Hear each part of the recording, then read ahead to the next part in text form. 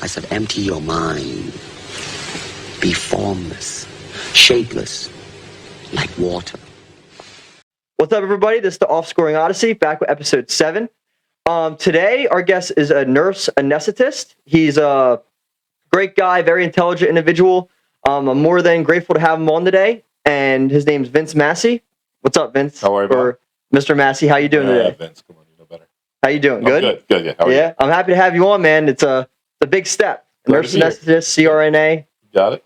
But, hey, before the pod, I couldn't even say it, but now I'm saying it fluently, huh? So leading into what we're going to talk about, I want to go over what made you choose the medical field. How come? Because I'm sure there's a lot of schooling that we're going to discuss, but going into it, knowing that there's going to be such a long journey to get to the destination, why did you choose the medical field? What intrigued you about it? I actually had no interest in medicine when I graduated high school. I was headed to Drexel to be an accountant. Oh, God, that's a big difference. Yeah, and my grandfather, who lived with us my entire life, passed away the day between my baccalaureate mass and the day I graduated from high school. And he was sick. We helped take care of him at home, and I had already been accepted for college, so like reapplying, going somewhere different wasn't really an option. So I opted out of Drexel, went to community college to get all my basic requirements out of the way, and decided to pursue nursing career since I kind of fell in love with it, helping to take care of my grandfather. So it was more like a personal connection towards it rather than like... It was more of a passion thing. You know, in high school then, we didn't have the opportunities you guys have now to get like, you know, a chance to like dabble in accounting or finance or, you know, get those little feels underneath your belt. We didn't have that opportunity. So I always thought I was good at math. I wanted to do accounting. It was a great way to go. But then after taking care of my grandfather, I realized I had a different perspective. So when you realized you had a different perspective and wanted to pursue it, how did what for the education you took, like the first route into getting into that career, what did you attend? What route did you take? I ended up in Camden County. Okay. And just literally did, I think, for 2 years, banged out like 70 credits at Camden County. So your basics, your math, your sciences, your history, your languages, all the pre-requirements you have to have for college. And then from there, just researched a few nursing schools. I was between med school, pursuing a degree to go to med school versus nursing, but at the time I was too interested in also having a social life and didn't want to commit all that time to med school. Yeah. So I went the nursing route, ended up going to Newman College, which is now Newman University. Mm-hmm. Great school. What kind of went through your mind knowing that there is, like you said, accountant and being someone very high ranked as you are in the medical field, there's a big difference between how many years you go to school. What went through your mind when you knew you had to do, and how many years did you attend school to get to where? So total 8.5. 8.5, yeah. How did you approach going from 4 years almost to 8.5 years? Like what? So yeah, I'll back up a little bit. So it was 4 years for nursing to get my bachelor's of science in nursing. Once I graduated, I was one of the first brand new graduates to pilot a program at Jefferson University Hospital where they hired new graduates right into an intensive care unit. Okay. It was a pilot program they did. They hired about 25, 30 of us in different intensive care units at the hospital. And we basically shadowed or followed the same schedule as our nurse who precepted us. So basically a nurse who had been in the ICU for a long time, taught us all the ropes, everything we needed to know in the ICU. I followed her schedule for 3 straight months. Nights, weekends, holidays, whatever she did, I did. Was the schedule busy and packed? So then it was actually kind of nice. It was 3 12-hour shifts a week. Okay. But I rotated between nights for 4 weeks, days for 4 weeks, and we did every other weekend. But it wasn't bad because if I did a Saturday, Sunday, I could have off Monday, Tuesday, Wednesday, Thursday, and then just do Friday, and my 36 hours were done. You had so much more like free time almost, but you were putting the work longer the other days. Right. So when you were in the ICU, you stated, right? Correct. Is there any like moments like early on that where like it almost like made you like nervous or scared? Like, is there any like an experience you had in the ICU early on that? Yeah. Because I know there's experience that like many people don't see day to day. Like it takes a lot to be able to handle it. Was there anything early on? So at that time, which was 1999, 98. Gosh. Yeah. You weren't even thought of. Yeah, it was 1998. I took a position in the neurotrauma ICU at Jefferson. So we got all the trauma patients, any neurosurgical, neurological injured patients. So patients who had severe strokes, brain aneurysm, bleeds, and then any trauma, gunshots, hit by a car, you name it. So we had like the sick of the sick at the time.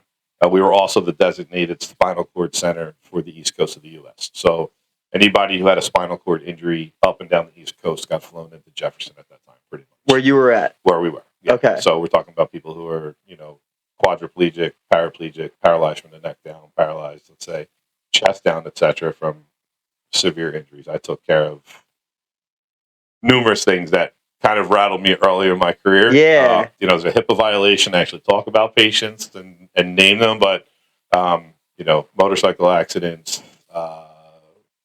people hit by a septobus in the city, gang shootings, someone was shot multiple times. So it was very gory.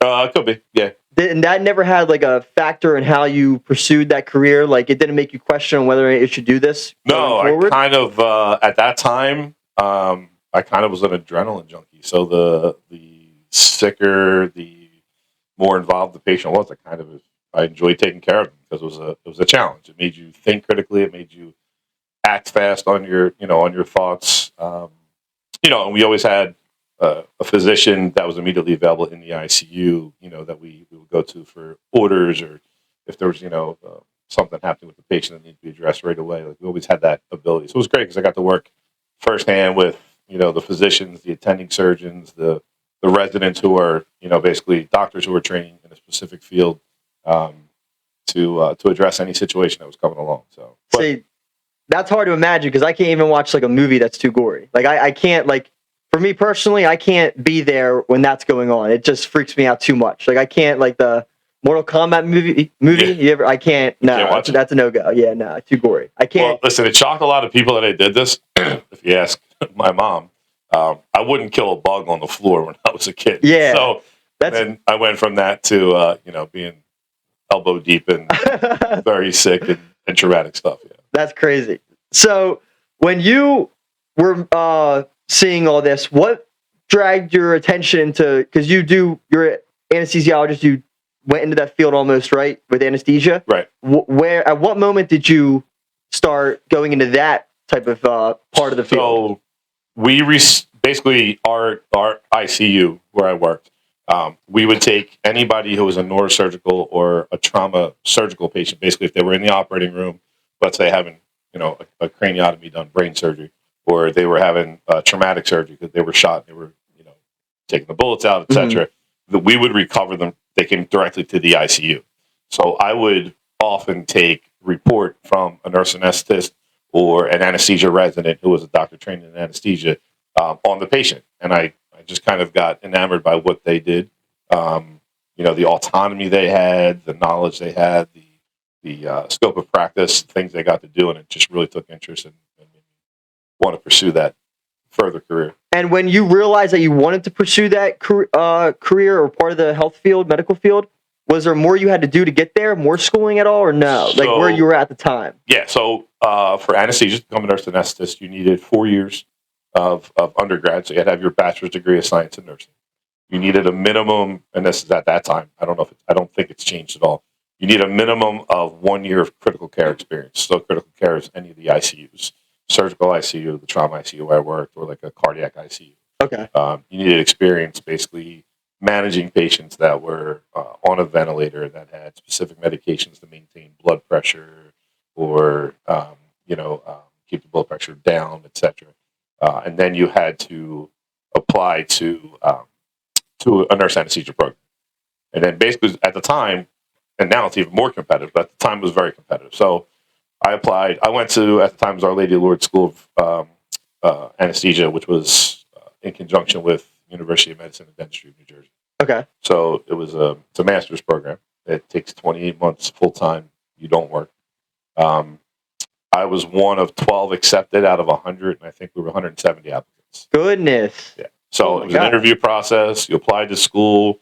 You came in. I interviewed with the chief of the anesthesia department, the chief nursing officer of UMDNJ, and then there was a dean of admissions as well. And then they decided who was accepted and who wasn't, based on experience, etc. And they only pick 12? Is that like a number that varies every year? It varies by institution, so where you're going to school, and it's based upon their ability to give you that clinical experience. Okay. So at the time, Our Lady of Lourdes, we only had 8 operating rooms. Mm-hmm. So, if you have more than 12 students, they're not all getting that clinical There's only experience. so much that they can get involved with. Okay.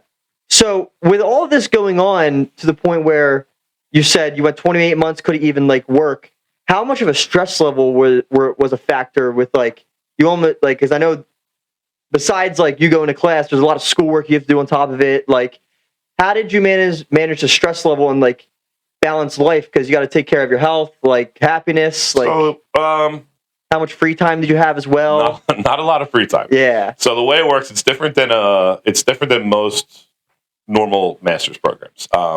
We were in the operating room Monday through Friday at 6 a.m. Mm-hmm. You come in early, set up your operating room, draw up your drugs, etc., whatever you needed for your cases for that day. Typically in the OR till 2:30, 3 o'clock, and then we would have classes after. Or we would have classes in the middle of the day, and the nurse anesthetist that we were paired up with would just take over. They were in the room with us the entire time, but they would stay in the room, finish the case, we would go to class, and we would come back.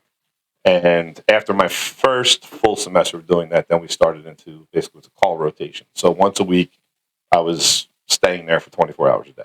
God. So a 24-hour in-house call. You did cases all day long with a nurse anesthetist who was training us, anesthesiologist who was supervising us.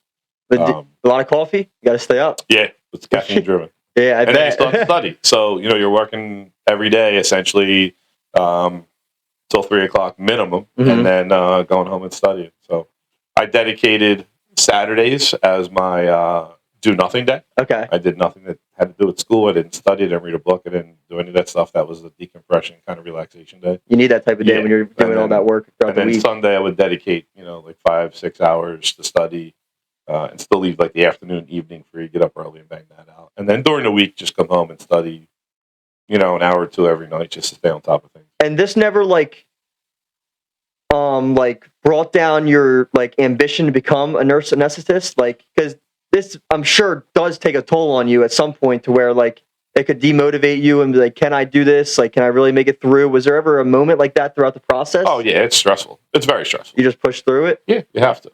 So also in this field specifically, and I can't speak for other master's programs directly, but if you failed per se a class for a semester, you had to wait an entire year to make that class up. So how come? Because they only offered it once a year. That's how it works in anesthesia. Dang. So you would be done for that entire year and have to wait a whole other year. So then you're just taking longer. Yeah. And then if you failed it again, at least at that time where I was, if you failed it a second time, you were done. You're out of the program. Did you ever fail one? No, never? Studious man, huh? Yeah. If you're spending that much time, you're going to make sure that you get through it. Yeah, exactly. You have to, man. You put in the work now, so you don't have to stress for a whole year to do it again. Yeah. During this process, was there ever like another nurse anesthetist like above you that almost took you under your wing? And don't mind the light. I don't know why it's doing that today. Yeah, there was actually a couple. Yeah. It was a smaller training program, so you developed a close bond with a couple of the the CRNAs, which is the abbreviation for nurse anesthetist, that had the experience, that were educating you, that kind of took you under the wing. So we all did. We all had a few that we gravitated to that we could, bounce ideas off of, or if we had a question when we were home, give a call, hey, I'm confused on this, etc. But so it sounds like the environment of like the CRNAs are like a very good environment, not like hostile, because you are like you're working on other individuals. So I figure like that I know a lot of people within the business field say it's very competitive, like in the environment. Right. It's not so much that in the medical field. You have to work together, I assume. It's more nurturing. Okay. We don't want you to fail. Yeah. So what are you missing? So my role now at Cooper, we have 3 different schools that we train that come through Cooper. And my goal is to make sure they know what they're doing so that they can graduate rather than try and get them out of the field. Okay. There's a supply and demand. There's a huge need for nurse anesthetists. Or, when I was coming out, we went through what they called the baby boomer generation. We were retiring, and there was, tons of jobs available at the time. And we're still seeing that now in the field, 19 years later, and it's still a pretty dire need. Like definitely countrywide. It's not as heavily needed here in New Jersey, but there's still a big need. Do you think that's because like there's a lot more outlets for other individuals to like make that money somewhere else per se? Like, do you think people don't want to put in that much time to get to that level? What do you think is this drought in it? It's not so much a drought. It's some schools have closed. The governing body that regulates the American Association of Nurse Anesthetists basically regulates all the schools that provide the nurse anesthesia training. Schools have closed. Schools have gone out of business. Schools have lost their certification, so therefore they can't train anybody. So it's more, and again, like I said, but with Lourdes, like we only took 12 students at the time when I was there.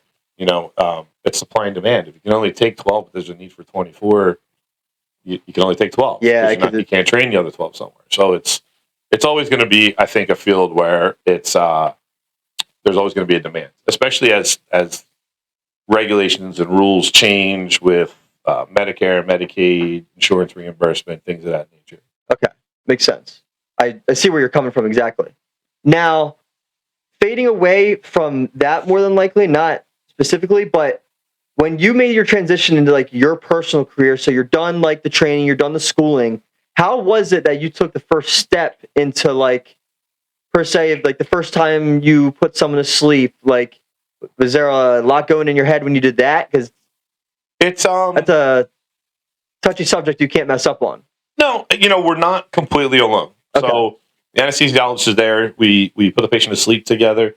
We work in conjunction very well together and support each other. Senior year in school, you are technically left alone. You don't have a nurse anesthetist with you. You've had enough, let's say, training up to that point to be able to manage a patient, but always having that anesthesiologist available, when you need them, issues arise, questions arise, you're not certain about something. That's just how the training goes. Same with the anesthesiologist resident training. So by the time you're done and you graduate and you're on your own, I mean, there's a nervous level feeling to it. I'm because, sure, yeah. You're official now, but that wasn't awful. Coming from the most recent question, is there anything specific you have to look for with a patient to where they may not be able to be put to sleep, or like that you can't do a certain because I'm sure you have a structure you follow when you do put someone, like you help put someone to sleep with the anesthesiologist. Right. Is there anything like that there could be to where they can't be put to sleep? I mean, if it's a surgery that has to happen, no, there's just risks greater than the average patient. So someone has a really sick heart or had a recent neurological injury, but they have to have surgery. They have a broken, fractured femur that needs to be fixed, or there's just something that's going on. There's just a higher risk stratification for that patient that they may not have a successful outcome, but they have to have the surgery done or they're going to die without it. So, no, we have different types of anesthetics. You can go completely under sleep, under general anesthesia. If it's something that we can do, we place a spinal in, which would basically make you numb, say from the waist down, a little bit above the waist down. So if we were working on the legs, the lower area of the body, and giving you a general anesthetic, which means putting you completely to sleep, is too risky. And we can do the spinal, we'll do the spinal. So your brain's kind of awake, we lightly sedate you, just so you're not listening to everything that's going on. But if the spinal is the safest way to go, we'll do that. There's multiple techniques we can do, but we evaluate the patient basically together. If there's something we're worried about, if it's a heart issue we're worried about, then we'll consult cardiology to come down and evaluate the heart and tell us what they think and what their assessment is of the patient surviving surgery, not surviving surgery, likely of having a heart attack under anesthesia, etc. Those things. Okay, so when you're like evaluating the patient and you see like there's a certain type of anesthesia that they should be able to take and not take, is there a certain level? I don't know if I would be able to ask this, but is there certain, like, how many stages of anesthesia are there that a patient is able to take? Like, is there like 4 different types? Well, no. So we can do what's called regional anesthesia. So basically, we could just numb, do a nerve block in that one area. Say if you were having wrist surgery, we can do a block where we block your entire arm. It's completely paralyzed, numb for up to 48 hours. We can operate on the wrist. You'll never feel it. But is the patient awake? Like, Patient can be awake, okay, yeah, or lightly sedated, but they're not having a general anesthetic. We can do general anesthesia, go completely to sleep. We can do a spinal, like I mentioned.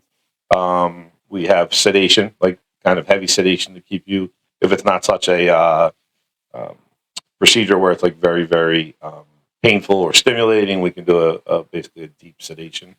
What's the longest you ever put someone or help put someone to sleep? I've been in cases that have taken 15, 16 hours. And you're, if I'm mistaken, you're in the room as well on top of that, right? Yeah, the entire time? I'm the one in there the entire time. So most states, nurse anesthetist is the one who's in the room the entire time providing the anesthesia. In New Jersey, our laws basically say the anesthetic, for the anesthetic to be given, the anesthesiologist is present for what we call the induction of anesthesia, which is putting you to sleep for the surgery. And then we call and let them know when the surgery is ending, let them know, hey, we're going to be, we're closing, we're going to be waking up in 10, 15 minutes, etc.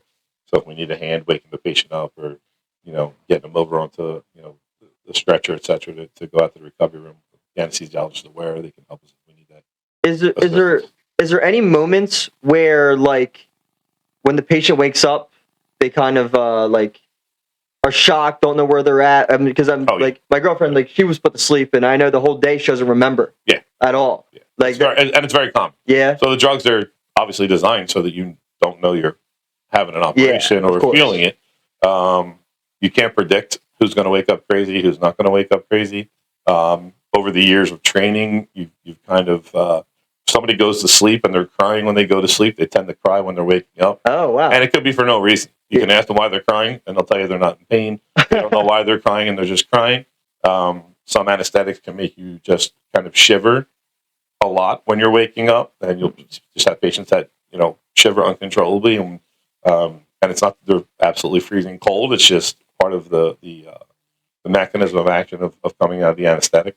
So we do a lot of things to preserve normal body function while you're asleep. Okay. So if I put you to sleep, you're not able to. So if you're cold and you're here and you're cold, you, one, get up, get a blanket. Two, you start to shiver. Yeah. When you shiver, that raises your core body temperature.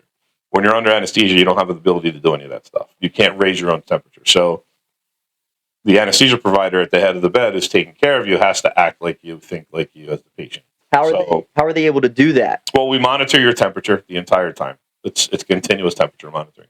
And if we see it start to fall, the IV fluids we're giving you, we can put through a warmer so it heats the fluid going into you. We have warming devices that we put on you. One's called a bear hugger. So basically, it is a blanket that blows forced hot air on top of you the entire time through surgery. Wrap your head in plastic once you're asleep with it. We have ones that go underneath the entire length of the body and can warm you from underneath. I did not know anything about that. Yeah, most people don't know a lot. Just think they go to sleep and wake up. Yeah. And we're taking care of their pain, making sure they're asleep. But there's a lot that goes into it. And so, with everything going into it, what role do you play when you're in the operating room? While you're in there for like the 15-hour surgery, what? Keeping you asleep, keeping you. You overlook it almost. Yeah. So all the anesthesia providers, whether you're an anesthesiologist, nurse anesthetist, etc., anesthesia resident, nurse anesthetist student, we all have the same standards that we have to hold up. So we're monitoring your blood pressure, your heart rate, your respiratory rate, your temperature continuously. It's going off continuously. Blood pressure at least every 2.5 to every 5 minutes. It's taking it. So we look at those things. If you're in pain, your heart rate will go up, your blood pressure will go up, even under anesthesia. So that'll tell us, okay, we need to give some narcotic pain medication to bring your pain back down. We have devices that can monitor your brainwave activity, let us know kind of where you are in the level of sleep. If you're too deep under anesthesia, or you're what we call light, meaning you need a little bit more anesthetic.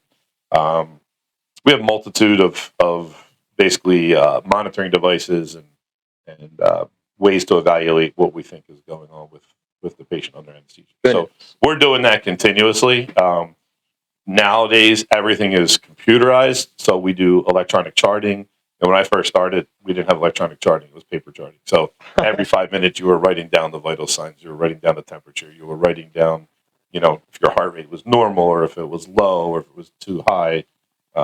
Now, all that stuff is automatically pulled over to the chart, but we do have to chart other things in that chart every 15 minutes, just to make sure it's in there, make sure everything is normal. Yeah, like that was the next question actually. How much of a trust factor do you have with the technology you work with? Like, So not only trained in doing anesthesia, the first thing we learned in school was the anesthetic machine. So okay, pretty much, at least the older ones, the newer ones are a lot electronic driven, but you could take one apart and put it back together, and we pretty much know what to look for, what to troubleshoot for if something's not working properly. Okay, let's go through this algorithm, what we think it could be, until we find out what the issue is. But we do a machine check every morning. First thing you do when you walk into the room is check your machine, check your equipment, make sure everything's functioning properly, and then go from there.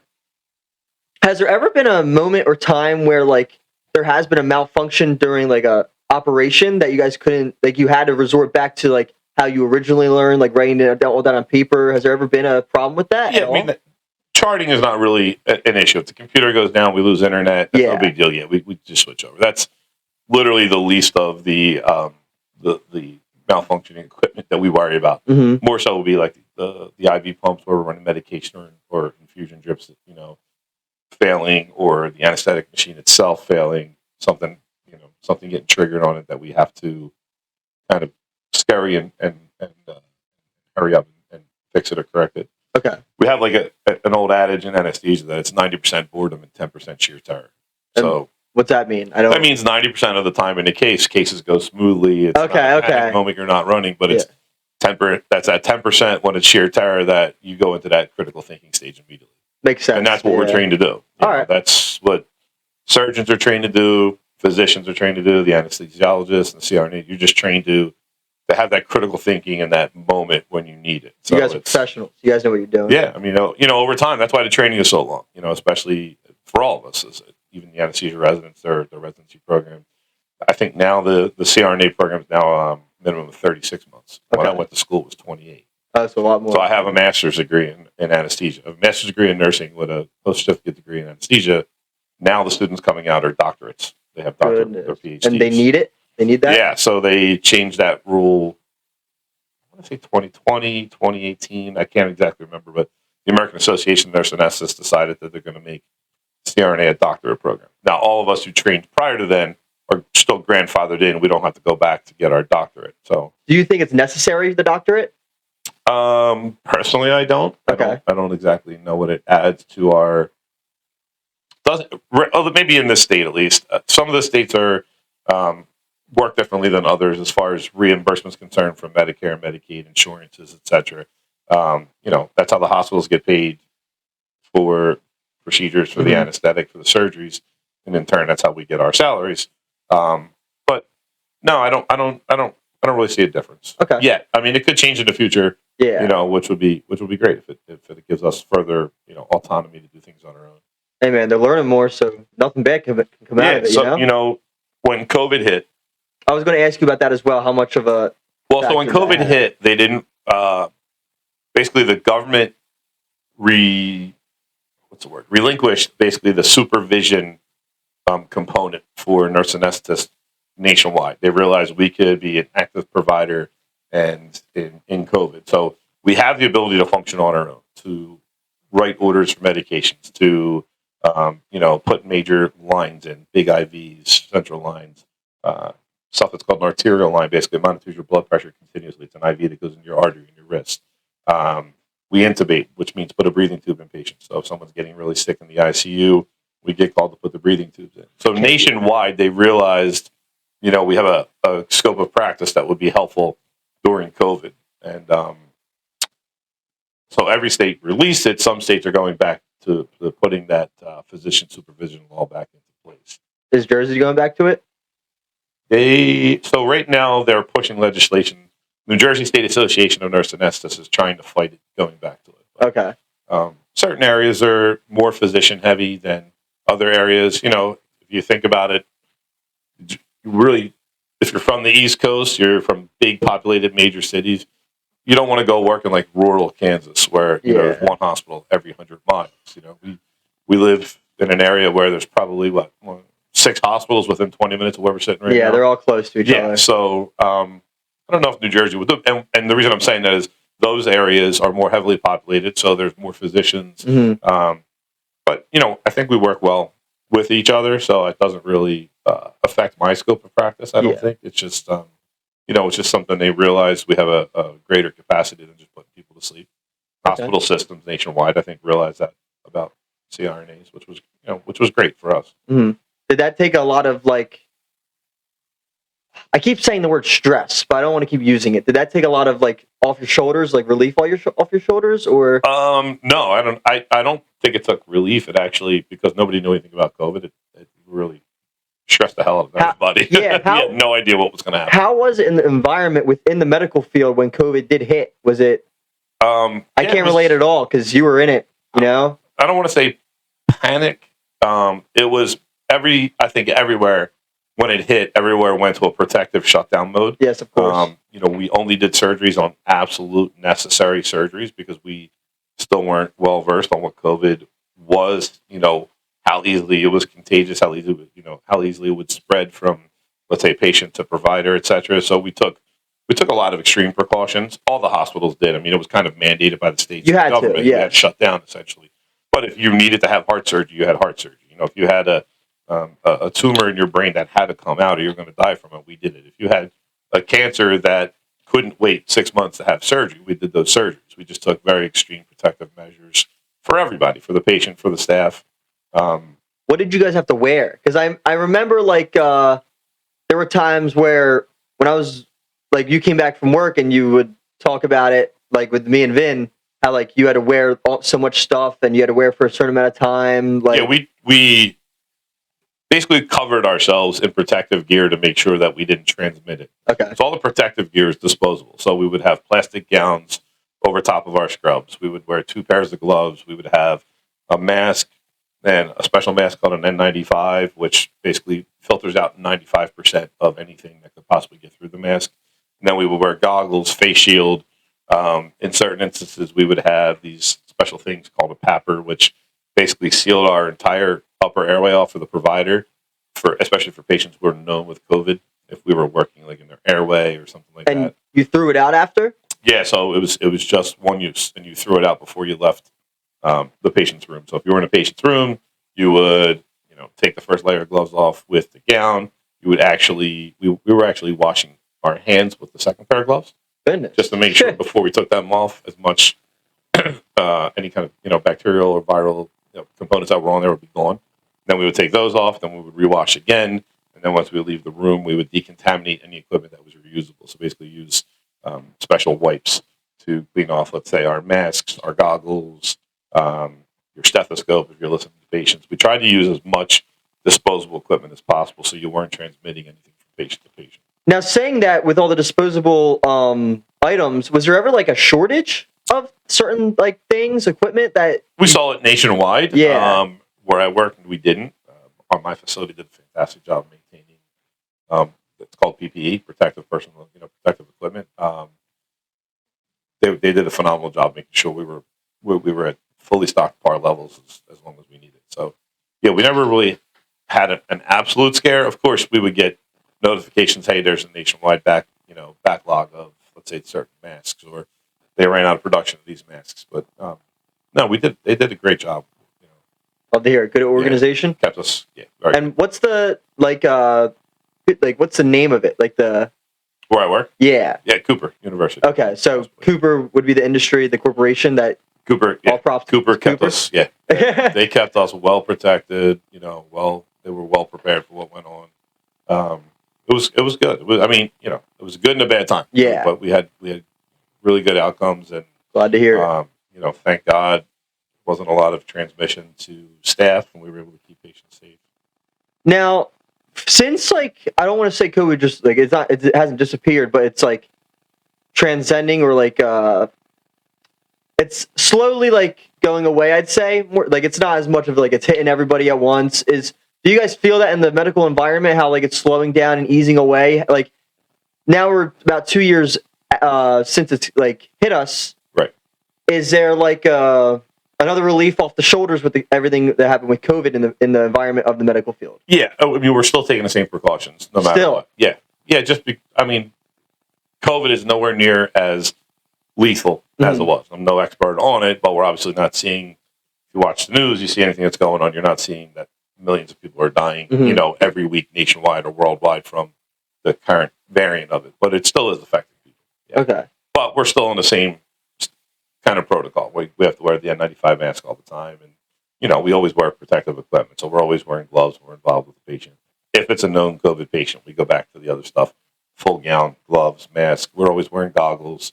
Just so we're just decreasing our chance of actually contracting. You got to stay safe. But nobody is getting, thank God right now at least, we haven't seen anybody super sick like we did when it first came. That's good to hear. Yeah. It means we're getting healthier, huh? Yeah. Um, Hopefully. What's the biggest, like, injury, sickness, disease that you do see personally in your field of the medical field? What do you see the most? Because I know, like, we do everything there. Yeah. So, I'm in a different environment every day. So one day I could be doing orthopedic surgery. One day I could be doing, taking people's doing anesthesia for gallbladders and appendix. One day I could be doing, breast cancer surgery. We do everything. We literally do everything except for transplants. is there any, like, specific certifications you have to have for doing so many different things? No. No, not at all? You just have, like, one degree or something? Yeah, that you our can... anesthesia training trains us to basically, provide anesthesia for any kind of surgery. It's just the type of anesthetic or, just knowing what certain things anesthetically may do to your body. And if you're having a specific type of surgery, what drugs we need to use, what drugs to stay away from, those kind of things. Okay. But that goes across the board for whatever you're having done. I honestly should have asked this in the very beginning. It should have been my first questions, but what certifications do you have? So, all right, we'll backtrack, right? I'm sorry. This should have been brought up. It's fine. So I have my bachelor's of science in nursing. Yes. And then my master's of science in nursing with the postmaster's certificate in anesthesia, essentially. I have CPR. I have advanced cardiac life support. I have pediatric advanced life support. So we have to have all those trainings. So those are every 2 years. We get recertified. We train those. Okay. What other certifications? In New Jersey, we are considered an advanced practice nurse, but I have obviously we're licensed. So that's every 2 years as well. So I have my nursing license and then a advanced practice nursing license. And then I also have what's basically a DEA license. So my ability to write prescriptions. Goodness, man. For that stuff. Yeah. We don't typically write prescriptions for anything. Okay. In our world. Is there anything you wish you could have done besides, like, being a nurse anesthetist, nurse CRNA? Is there anything you would have rather, if you could go back in time now that you see it and experience everything, is there anything else you would have rather done? No, I love it.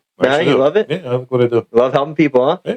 I know you have, yeah, I actually want to talk about this as well. Is there any stories you could tell us about? I know you can't talk about much. It's kind of tough because, you really can't talk much because of HIPAA. But, I mean, there's everybody has stories. We always have, like I said, it was 10% sheer terror. So we all have those moments where we've had that sheer terror. But, you got to just kind of function at a higher level. Mm-hmm.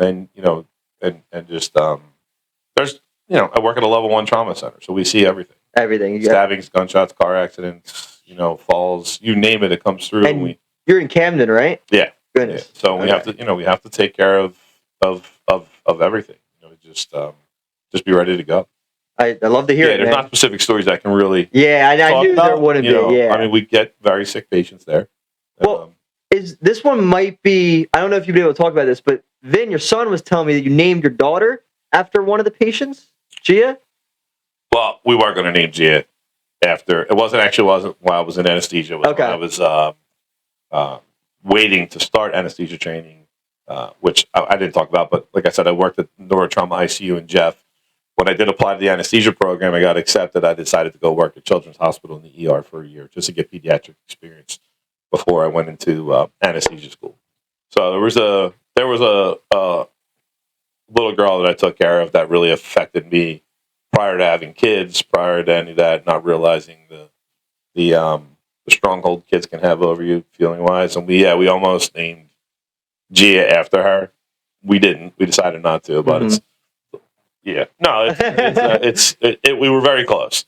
But it was someone who had it was the first pediatric patient child that I really kind of touched me and made me just left the mark on you. Yeah. Yeah. Because he told me that yesterday. And I was like, "There's no way I didn't hear that by now." You know? Yeah. No. It was close. He was right. I mean, it was.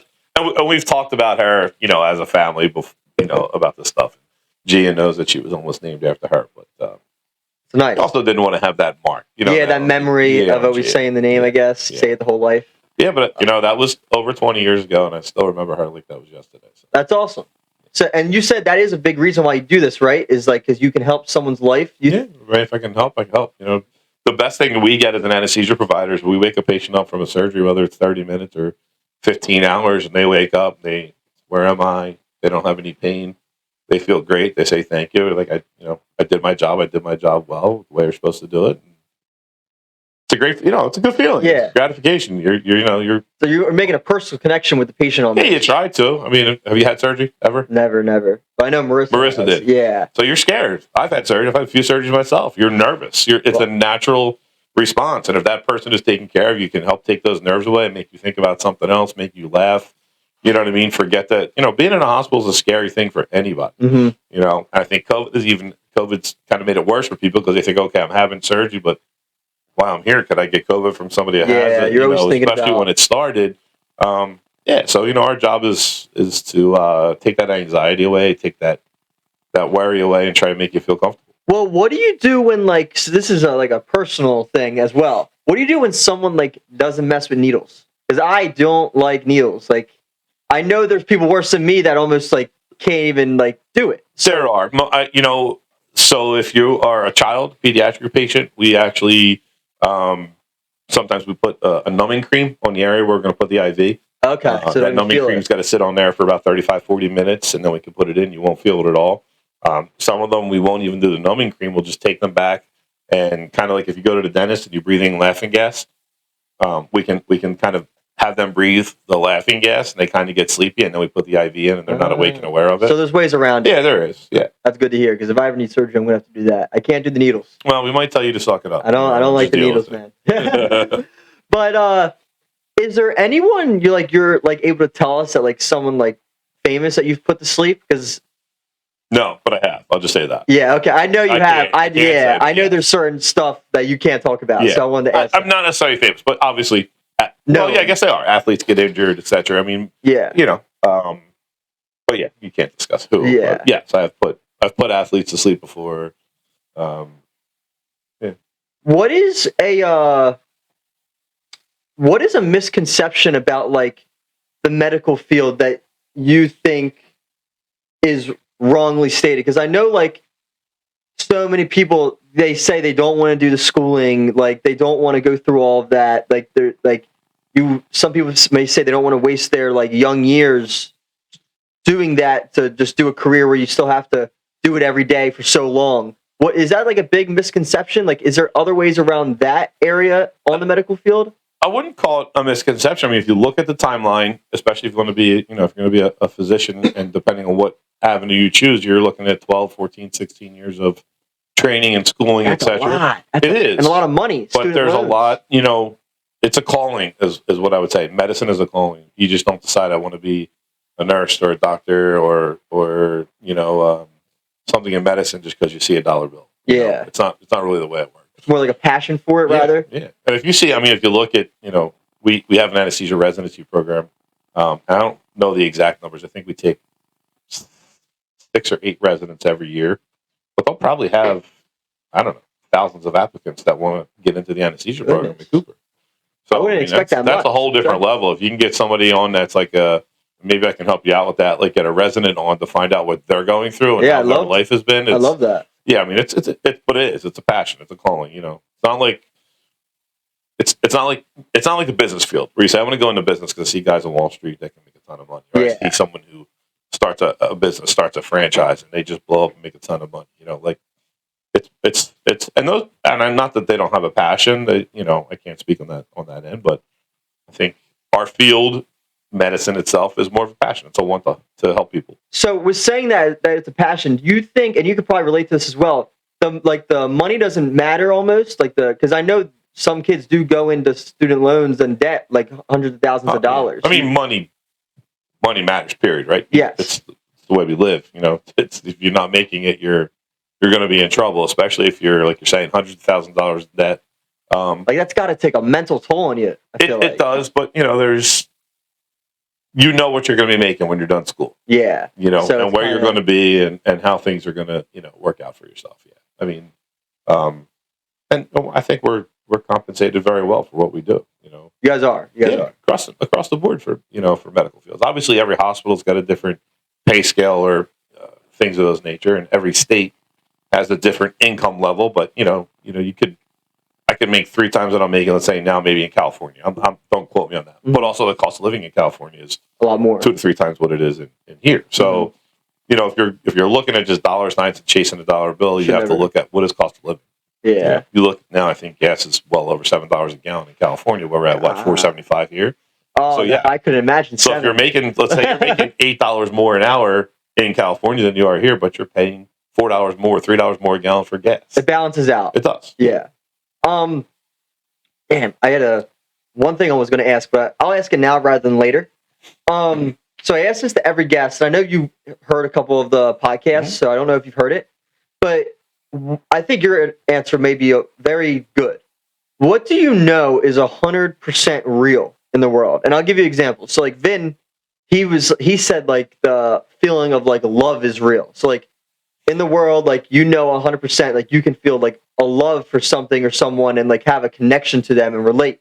Marissa's was like evolution, like over time, like it's 100% real that you evolve positively, negatively in some way. Mine, for example, is like I know 100% the Egyptian pyramids weren't made by just like average humans. Like I know it took more than just like the people of us standing in the room. What do you know? Is you can take your time on this because people usually do, but I don't know if it's. So I'll maybe challenge you on that. You know it or you feel it.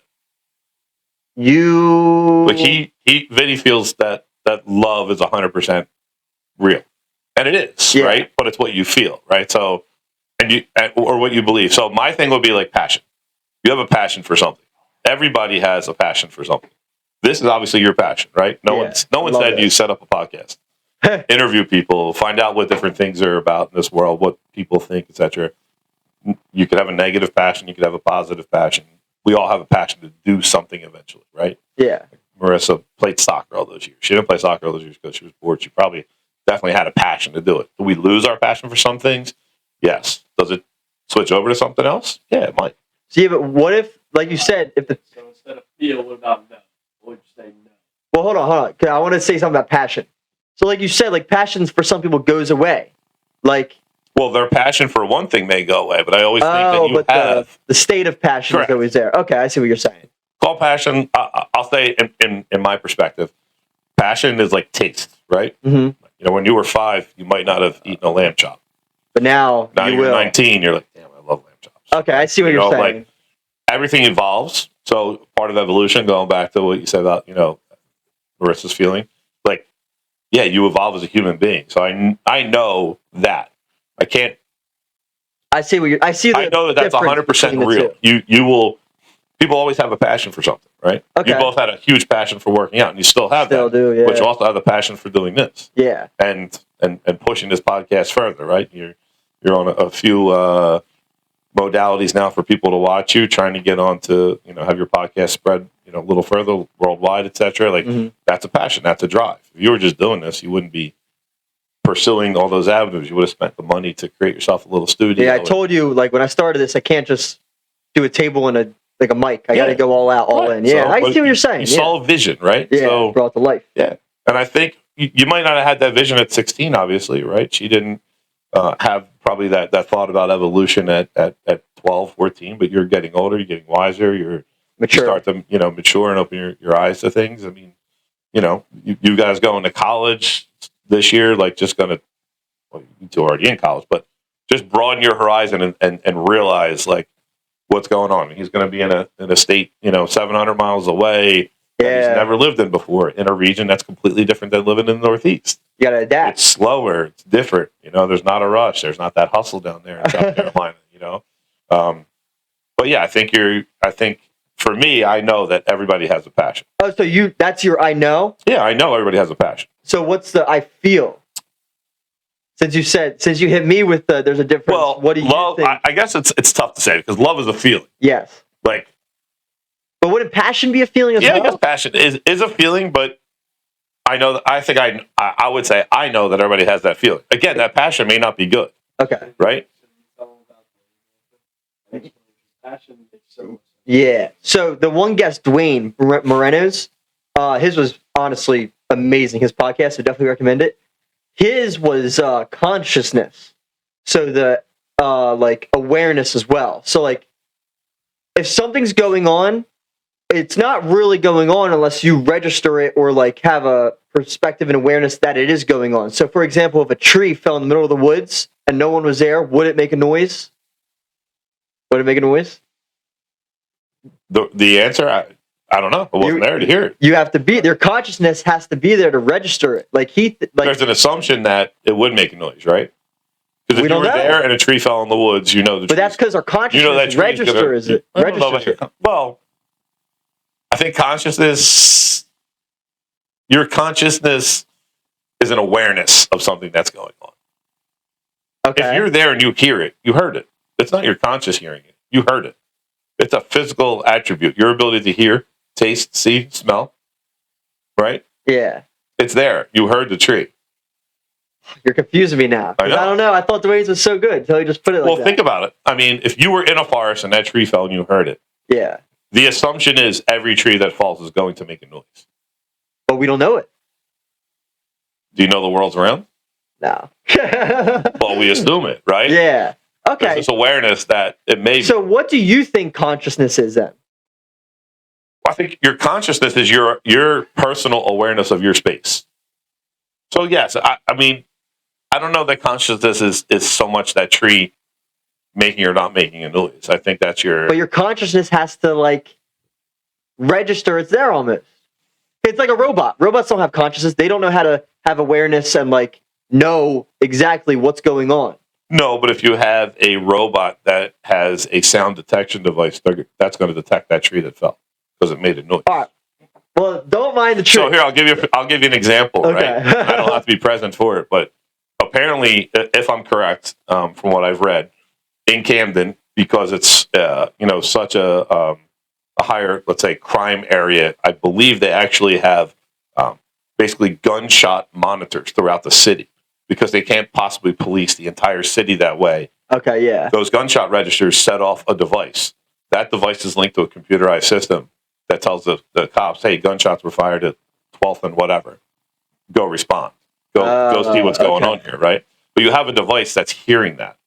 That's hearing that gunshot. So if a robot's in the woods and it's got a device to hear, it's going to hear it. This microphone is hearing me talking, but doesn't have a consciousness. He's stumping me. And it's going to that computer, right? Yeah. It's registering. Now, we're hearing it, but... I'm stumped. So you're going... And my thing is... So there's a difference. Like, all right, so maybe you're not using it. So if you're conscious, meaning awake and alert, yes. If you were unconscious, you're not going to hear that tree fall. Let's say you were unconscious for some reason. You got knocked out. And that tree fell next to you after you got knocked out. And you may not hear it because you were unconscious. You don't know it. But I don't know if that's your consciousness making you aware of it. Your consciousness is like kind of how I perceive it, what keeps you balanced. What keeps your perspective? It's your consciousness. It's your ability to your conscious, like right from wrong. So would you rather, like, instead of saying consciousness is 100% real, would it almost be like perspective? Like a perspective, like your consciousness. Well, I think your consciousness is definitely 100% real. But you said in like that scenario, it's not real. I think maybe it's I think maybe it's being used in a different context. Okay. Oh, you really stumped me on that one. I didn't know what to say to that. You put it in a great way. No one's ever challenged it like that. Well, think about it. I mean, I see what you're saying exactly. Like there's like almost like a loophole around it, like to where you can get something to hear something. You can get something. You know how like we're sitting here having this podcast, right? We're discussing things, and maybe you look down at your phone and you saw something and you didn't hear what I was saying, or listen to what I was saying. So then you also have to differentiate. You hear things, but you always listen to it, right? So you may be like, oh, shit. What did Vince just say? Okay. Right? Because you weren't Yeah. consciously paying attention to what I'm talking about. I wasn't putting my focus Correct. on it. Right. All right. So that's like consciously being aware of what's going on. But Okay. Hey man, I like you challenged it. No one's ever done that.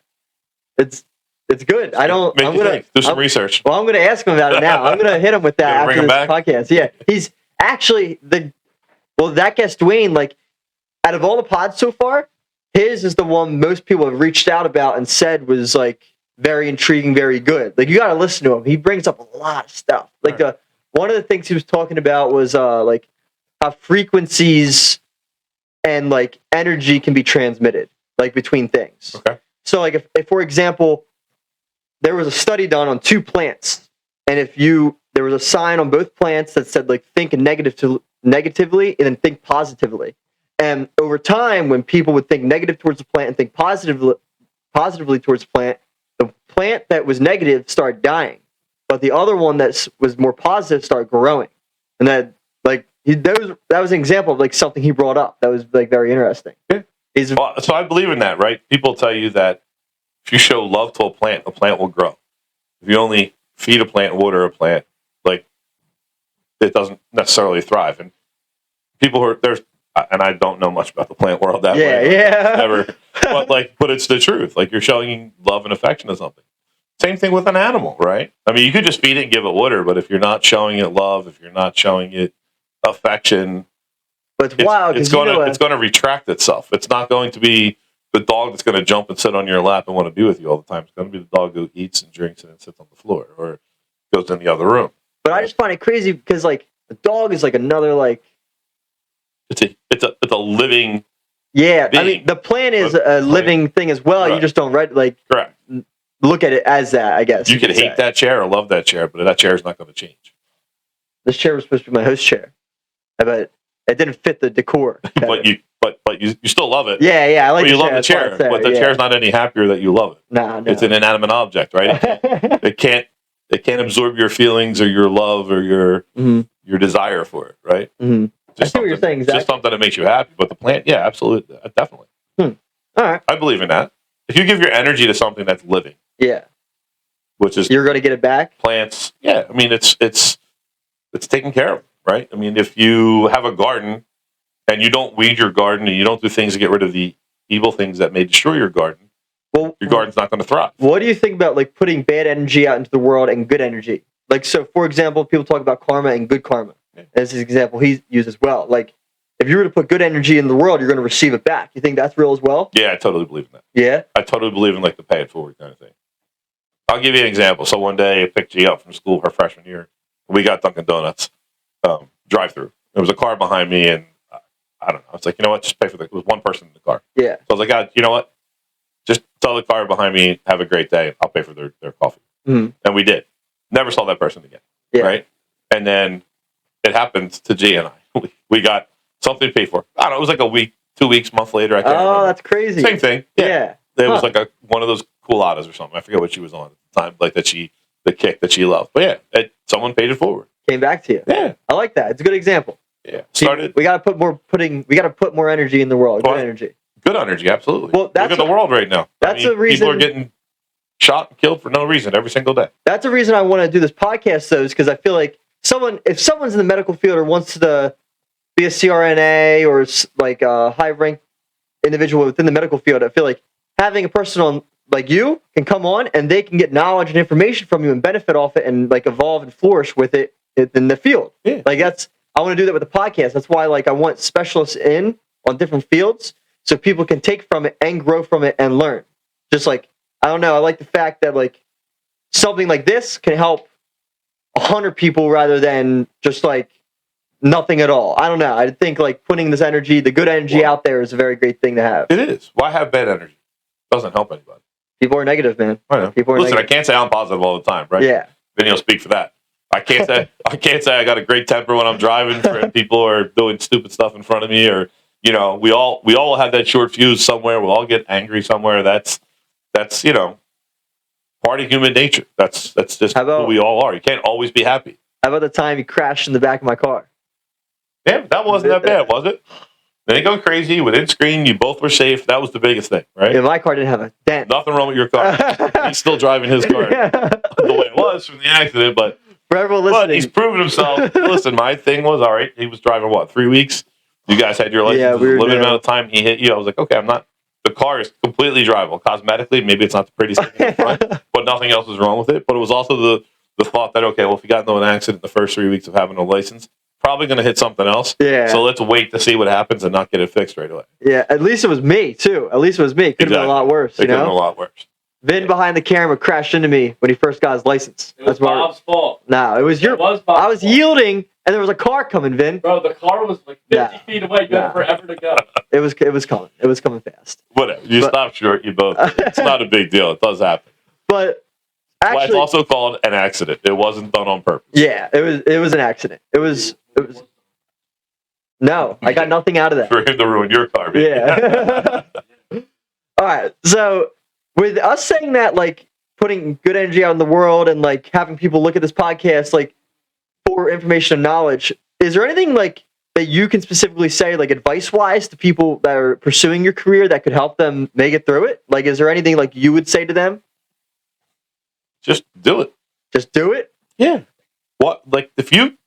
But there's a lot that goes on in the span of like 9 years of schooling, I feel like, and going into it. It can go on anything, right? But if you don't do it and you don't try, you'll never know. Yeah. Now, if you wanted to do this the last year, but you never set this up, never did this, you never know how you feel from it. You're never going to know how many followers you may or may not have. You're never going to know how many people watch it. You're never going to know. Just do it. So do it. It's time, it's money, but you can always make money, you know. Yeah, it's time, it's a commitment, but if that's something you want to do, you should do it. You should pursue it. Something you feel strongly about, you pursue it. You do it. I like that. We don't always do it. You don't always survive. You don't always succeed in what you want to do, right? Well, but we don't only learn from our good outcomes. We also learn from our mistakes. From your failures, you take lessons from it. And especially in my world,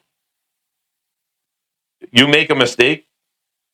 I don't mean like a grievous mistake where the patient, suffers a horrible outcome from it. But, if you make a mistake or you're thinking wrongly about something, you'll always remember that. You'll always have that reference point to go, okay, I remember I did that. Let's not do it again. Right? We're not going to do that again. Yeah. But you learn from your mistakes. It's part of growing up, and you always are going to learn from your mistakes. I mean, I'm 48, you still learn. Well, I think that's what people get so hard on themselves about, because I feel like if someone messes up or like they get yelled at, and like they're not doing it right, like people just like to take it and like, oh, I can't do it anymore. I gotta stop. Like, no, I think you should like take it as a lesson, like you said, grow from it, not do it again. Right. Like, I feel like you should like the compound effect, like it builds up and you're gonna learn more as it builds up. So why not go all in? Like you said, like if I didn't try this podcast, I would never know that it would have like turned out well, turned out bad. Like I just did it though, and learn as you go. You'll always be wondering. Yeah, like I can't be wondering about this one because I'm always up to something new. In medicine, I can always speak for what I know. Right, everybody's getting trained. So we have med students, we have residents, the attending doctors, surgeons, etc. We're all learning. Like they're all learning.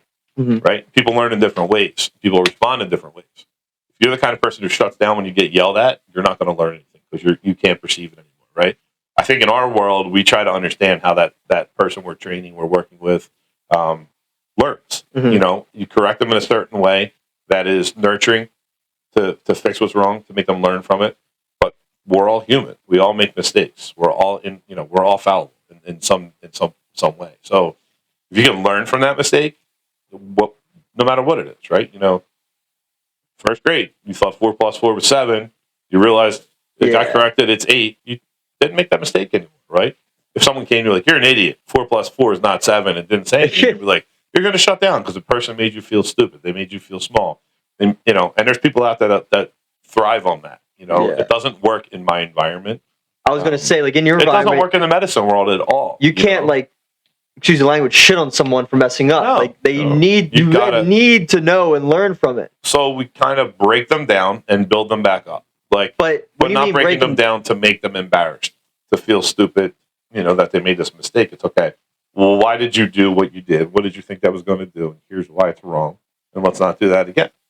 Or if it's a physical thing that you're doing, like when you're learning to put an IV in, when you're learning to put an IV in the artery, an arterial line, when you're learning to intubate, put a breathing tube into somebody. Like, we don't make you feel stupid.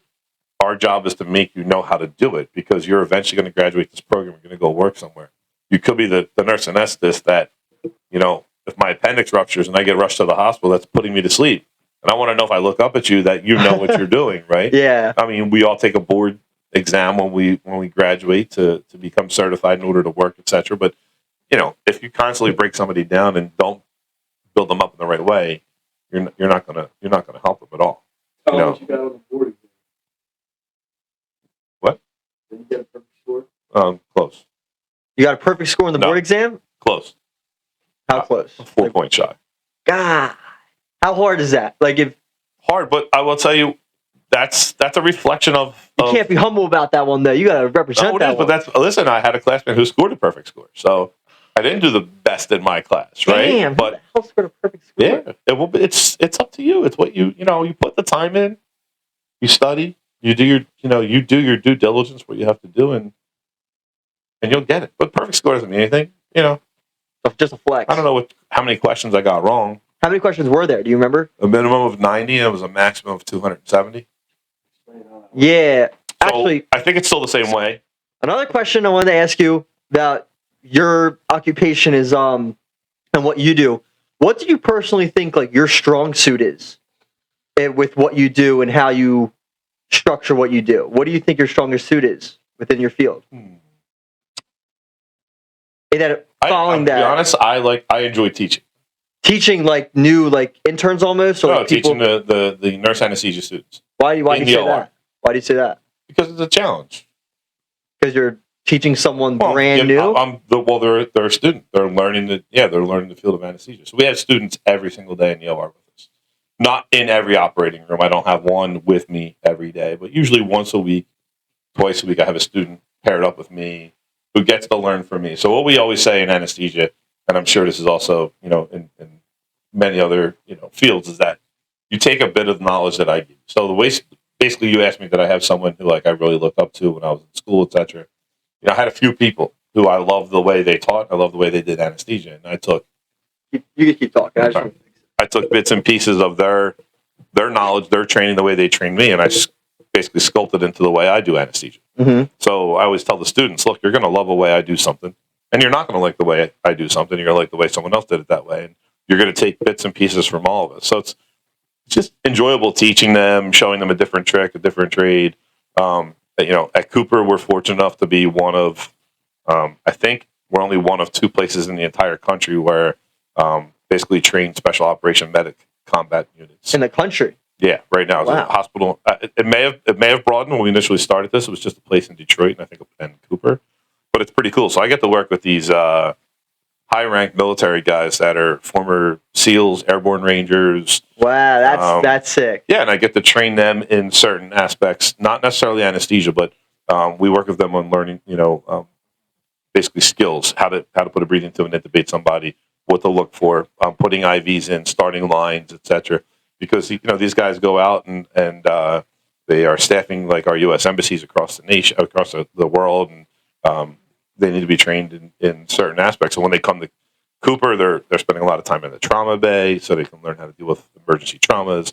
I think they spend some time in the OBGYN area, with delivering babies, etc. And it's something I believe that the U.S. military decided to do after Benghazi, when the Benghazi attack happened, one of our embassies, and they didn't necessarily have enough medical personnel to immediately basically address wounded, injured, etc. So now they started this program. It's pretty cool because actually, I guess it was in December, January, the medic team that had rolled through then basically gave me a card, and it was a magnet, and it's the 8 people that were there for that period of training, and basically we were saying thank you for what I taught them, and that's awesome. That they felt they learned a lot from me. So it was awesome. It was cool. It was good feeling. Yeah, it was a great recognition. That magnet's on the side of my refrigerator at home, and they each signed their name above them. So it's kind of cool. I got an autographed magnet from these guys. They're thanking me, but yet they're these are people on the front line, man. They're out there. But you're also helping up people just like them as well. Yeah, but I mean, they've been in Iraq and Afghanistan, and been in the middle of wars, and and just crazy things they've done. But it's awesome. Like, they thank me, and it's like, that's a great feeling. Be like, okay, getting it from them. Yeah, from anybody. Like, hey, I helped you learn something. I helped you remember something. And you said you worked with SEALs, Navy SEALs. So they're special. Yeah, they're called like special operations, combat, etc. They, like I said, they train in all aspects of medicine with us. But yeah. Now, this is something that intrigues me a lot because I'm a huge fan. You know this about like Navy SEALs and like the mindset of them. What could you tell just from training them that there was a different mindset and approach they took to everything they did that stood out than other? All these military guys are just they're unbelievable. Like, it's in what way? They're super eager to learn what we're doing. Obviously, they have a huge skill set of their own.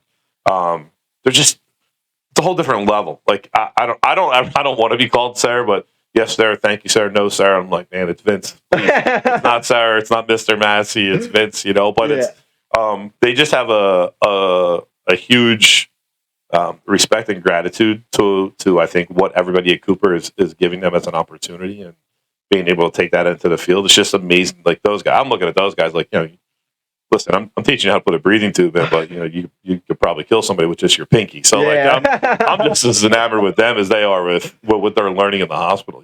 That's awesome. And these guys are great. They're awesome. Actually, guys and gals. It's men and women that come through.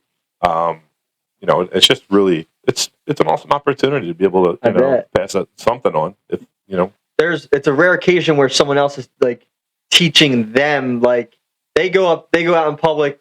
Say like David Goggins, who's on the wall, he goes out in public. He's the one being looked at as like, I want to learn from you. But when he goes to a situation where like you're teaching him, you're teaching one of those alphas almost. It's got to be a crazy experience. Yeah. Somebody, you always will learn from somebody, right? Someone's always going to know more or something different than you. Exactly that. Take the knowledge, store it. If it's useful, you'll use it one day. If not, you'll remember. Like, oh, I remember having this conversation with so and so, or I remember doing that. I love it. I love it, man. It's good. Like, I don't know. It's a good feeling from teaching. That's probably the best thing, that I love.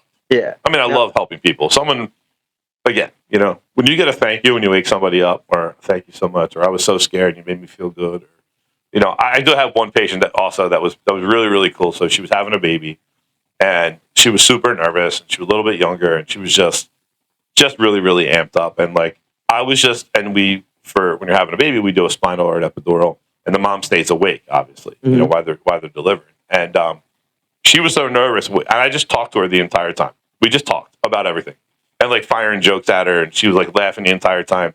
And she sent a thank you card to the entire staff and each individual person. Like 3 or 4 weeks later, it was crazy. But thank you, you got me through this. Thanks for the jokes, blah blah blah. It's just stupid dad jokes, whatever. Yeah, just to make her forget like what she was going through because she was so nervous. Like, it's a cool thing. Meant so much to her that you have like no reconciliation. Yeah, it was great. And she wrote in the card, "I'm sorry I don't have much to give you, but I had to send this card." Like, we're not looking for anything. Yeah, we get paid to do what we do. And honestly, I think everybody that I work with, we love what we do. We love across the board.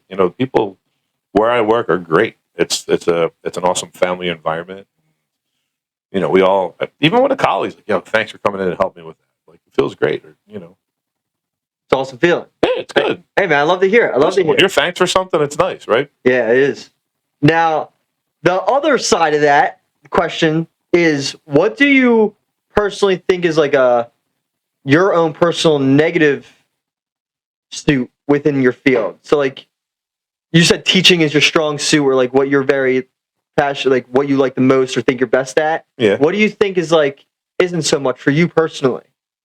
But you're so far down the line with what you do. That may be. Yeah, I don't know if I have a. Or here's a better one. What was the hardest thing for you to get a grasp of and learn when you were entering this field? That might be a better question for that. All right.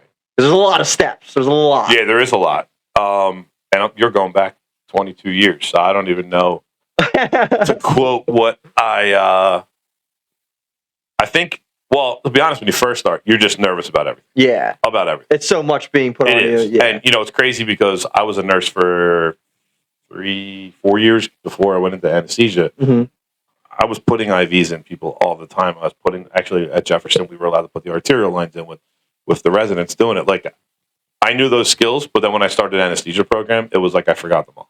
I had those skills for years.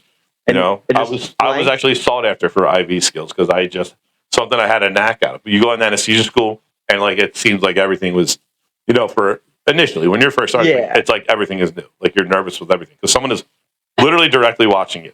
You know what I mean? And it's just two of you. It's the person who's training you that day.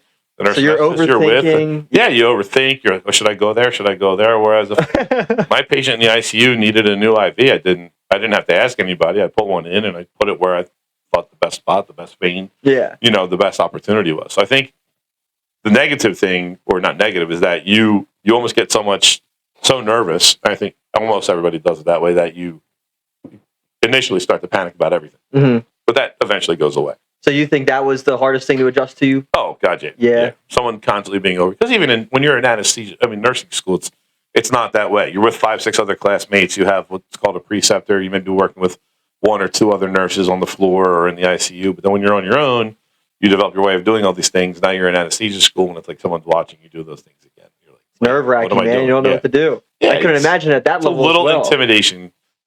Not intimidation. Intimidating. It feels a little intimidating. You know, until you realize, okay, I've been doing this for a while. Like, what do you think is like the hardest thing in the medical field, or like what you personally think is the hardest occupation that like isn't known but should be brought out more? If you get what I'm saying, like, because I know like heart surgeons or brain surgeons, like. Well, so Quentin, I don't know about hardest. If you want to know, like, what's probably one of the lesser known fields, maybe. Yeah. That's that one. Mine. Yeah? Like, and a lot of people still, a lot of lay people, a lot of patients, etc., still don't realize or know what a nurse anesthetist is per se, unless they know someone who is one. They don't exactly understand or know what we do. Like, oh wait, I thought the anesthesiologist was taking care of me. Well, yes, we are together. You know, like this is how it works, but people don't realize that. And statistically, I think when I was training, if I remember correctly, it was something like 75% of all anesthetics in this country were given by a nurse anesthetist. Oh, wow. It's a high percentage. Yeah. So, it's probably even higher now. And even then, there wasn't like a huge coalition for nurse anesthetists worldwide. Now, I think we're in like over 100 countries as nurse anesthetists. And each country basically has decided at what level they can perform at. But we at least all have that kind of same training across the board, but it's one of the lesser known, I would say, fields of medicine, nursing, unless you're a nurse and you want to, you want to go on and further your career. You know that there's either like you become a nurse practitioner, you become a nurse anesthetist, you become a nurse midwife. There's a few other avenues to pursue to further your career that way. Okay. But yeah, it's one of the lesser known ones, but then once we kind of explain it to the patient, you're like, oh, okay, cool. You get a grasp of it, what it is. But if you know someone who's been in, like, obviously, you know me, and you know someone who's a nurse, they may be like, oh, yeah, I know what a nurse anesthetist is. But it's not something that was always super familiar to lay people. Yeah. I get what you're saying. Exactly. Yeah. This question may be interesting, but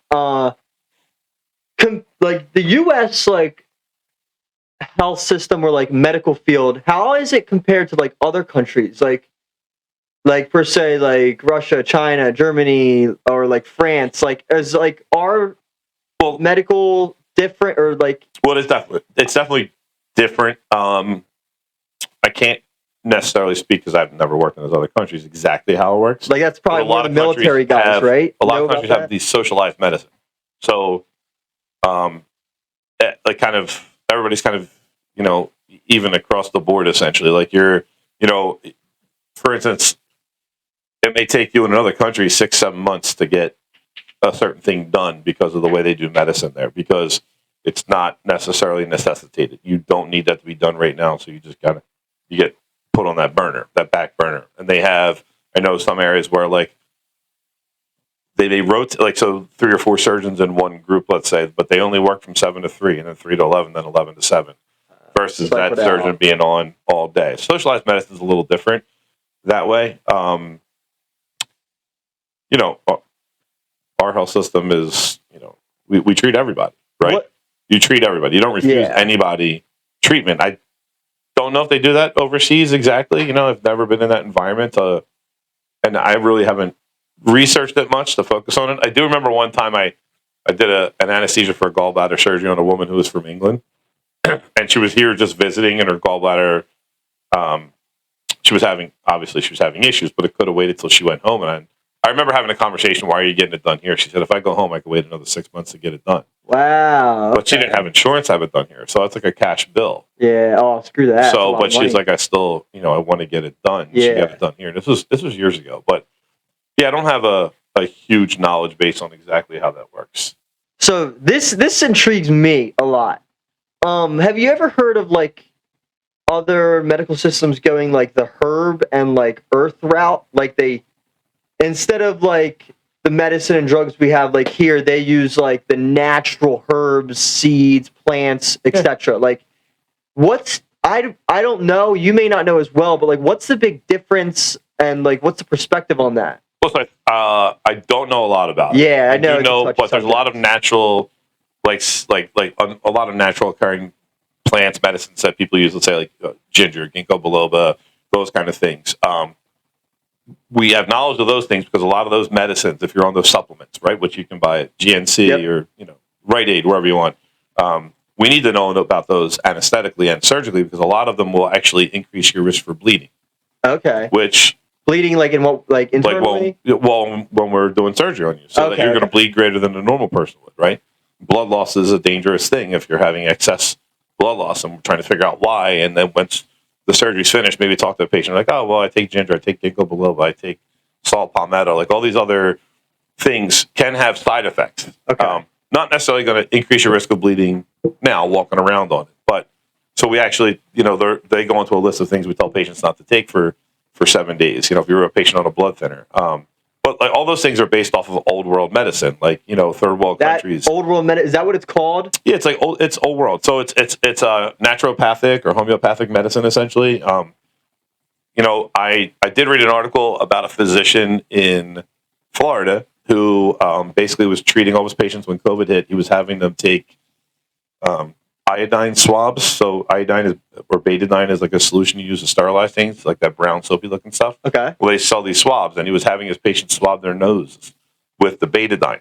And basically the thought is that would actually kill COVID going through the nasal passage. Did it? And it does. But trying to find them, A, is a hard thing. B, I think you got to put it like every 8 hours. But he also had patients, which there's studies going on now, boost their vitamin D levels. Taking vitamin D, vitamin E, vitamin C. I think it was B12. Don't quote me on all those, but basically boosting your intake of those things, which are all naturally occurring things, right? Yeah. You get vitamin D from being in the sun. B12 is what you get from like.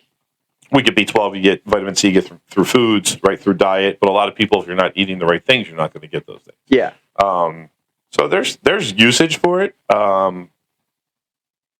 It's not going to cure cancer. I don't think it cures cancer. I mean, I can't say it does or doesn't, but it's highly doubtful because that's why we have chemotherapeutic agents and we do surgery to take those cancers out. You think there's ever going to be a cure for cancer? No. Never? No. I hope there is. But you don't think so? I don't think so. Is there just like something scientifically that just like can't be done? It's cancers. They change. They mutate. So it's and I'm not really speaking in a subject that I'm 100% well versed in, but like they constantly change, they mutate. So you're looking for different things, and you're different genetic components of that cancer tumor, whether it's specifically genetic to your family or it's a certain type of gene that everybody has. Things converted to make it a cancerous gene. There's so many different outlets that can go on. Now, obviously, you can reduce your risks, right? I mean, smoking, get it out. Smoking cigars, smoking cigarettes, they all increase your risk for cancer. Alcohol can increase your risk for certain cancers. How bad's a cigar? Because I know, like, when I'm on that yacht, I'm going to be puffing the cigar. So, you know what? Cigars can be awful, man. They actually cause mouth cancer, esophageal cancer, throat cancer. Goodness. Yeah. They're that, like, if you stay consistent with it, people who dip and keep that stuff, that tobacco, it gets absorbed into Your bloodstream, your ability to absorb things through your gums, under your tongue, like sublingual, like some medicines are given that way. It's quick. It gets absorbed quickly. So you constantly putting that tobacco in there, you eventually get breakdown. You get tooth decay. You get bone decay. Well, you get cancer. I remember a teacher at prep. He was a baseball player, and he did the dip because for like 8 years straight. Yeah. And at one point, a piece of his gum, he had to take like a piece of his butt and put it in his mouth. And when the doctor told him that, he stopped on the spot. Yeah. Never again. Yeah. Did it again. But I thought Carmelingo, yeah. Carmelingo. So, I mean, cigars. And listen, I smoked them when I was younger. I mean, yeah. It's a good. If you're, it's also, I think, the more you use anything, right? Yeah. You're a chronic cigarette smoker. You're a chronic cigar smoker. You're puffing 1 or 2 of those a day. You're definitely putting your risk level through the roof. You know, you're having one on every other Saturday when you're out on your yacht that I haven't been on yet. You know. We'll have you'll be on it. You'll be all right. You'll be on it. Right. You'll be on it. I'm going to have a yacht. Get a captain's hat when I'm on there? Yeah, you got it. You called it. You already called it besides Vin. Because he had the one down the shore last summer. Oh, that's right. He already called it for the yacht. All right. But, yeah, I asked the herb question because I just think it's interesting. I read it in a book for World Cultures. Yeah. And, like, medicine was one of the things that went on to discuss, like, different countries. And one of them was how some countries use all the herbs and everything. So I just wanted a lot of those countries using that because they're third world countries without access to modern day healthcare. Oh, honestly, now you said it. When I went to Peru, I don't think I saw one hospital. Yeah, not one hospital. But so that's where I think about a lot of these things come. India, Peru, Colombia, like these herbs that are grown that they've been using for hundreds of years. Mm-hmm. And you'll see stuff advertised like these things help to boost testosterone. They're all naturally occurring things to help boost your testosterone, not like these companies that are putting out test boost and all this other stuff that has stuff in it you've never heard about. Mm-hmm. This is stuff that is proven. It's over the counter, age tested, time tested medicines that have been done, but homeopathic route. Well, yeah, I like the fact that it's like from the earth. Like, yeah, there's a lot of stuff. Yeah. Ashwagandha. You know what ashwagandha is? I've heard about that. So, that boosts your testosterone as well, So correct? It can boost your testosterone, but the big thing about ashwagandha that a lot of people take it for is to help lower your stress levels. It lowers cortisol, which is a stress response, right? So it lowers your levels, helps to keep you a little bit more neutral and not over-stressed about things. And a lot of people take it. It's well published. It's well known about. There's a specific type that you should be taking. Huh. Vitamin D and ashwagandha. Vitamin D3, like, you get vitamin D from the sun, but a lot of people don't get enough sun. Yeah. Most of us don't. Like most people, especially most of us around here, are vitamin D deficient. If you ever had your levels drawn, you're probably on the lower end.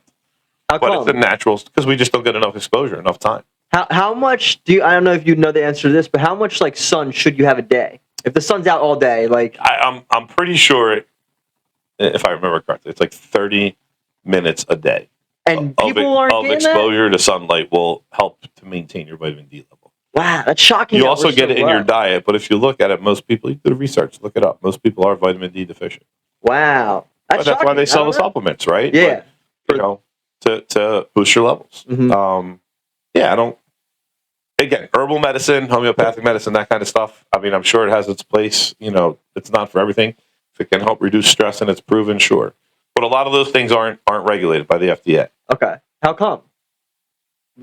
That I don't know. Yeah, we don't know. Honestly, I don't know why they're not regulated. But so you have to be careful when you're taking, supplements and stuff. If you see most stuff you'll read, it'll say not, these statements have not been approved by the FDA or not regulated by the FDA. So you got to be careful what exactly you're putting into your body. What if you could if the average person could take 5 vitamins a day? What do you think would be the best beneficial vitamins to take? Well, literally, probably a simple multivite that has everything in it. Everything. There's a lot of research now being done. So the other thing, going back to COVID, is on zinc, copper, and magnesium. Mm-hmm. Joe Rogan mentioned those a lot. Yeah, about how they help to basically neutralize your body, stabilize your body. But then things like vitamin C, vitamin D, they have all been proven to help boost your immunity, boost your mood levels. So, what about fish oil? Fish oil is good. It's great for cardiac stuff, right? For keeping cholesterol down, etc. I take that every day. Yeah, that's the one thing I've been consistent with. That's another thing we'll tell you. A lot of those things, again, though, we'll tell you stop them 7 days before surgery, or let us know that you take those things, so we'll at least know. Because it could affect anything going on. Mm-hmm. Okay, I see what you're saying. Any of those supplements, because we don't know what a lot of them do, but at least the ones we do know about, we want to be told that you're taking them. Let you know, hey, wait 7 to 10 days before surgery. Stop taking those things. I like to hear it. You guys are looking out for them. Well, Going by dying. well, listen, man. I appreciate you coming on. It meant a lot to me. It was a great experience. Yeah, it's fun. It was fun. It was fun. I'll come back if you need me again. Yes, sir. You're always here. All right. You know what's up. You know what's going on. Yeah. Is there anything you'd like to say to anyone? Like heading out? Hopefully this blows up, man. Get your podcast going. I hope this blows up. And people got to keep their minds open and just learn, watch, listen, learn. Yeah, take what you can from it and grow. If you don't like it, let it be. Grow from it and flourish. Got no interest in it? Okay, turn it off. Check out the next one. Yes, sir. Yes, sir. Well, thank you so much. I appreciate it. Vince Masci, CRNA. There we go. There we go. This is Offscouring Odyssey. Thank you so much for listening. Peace and love. Enjoy.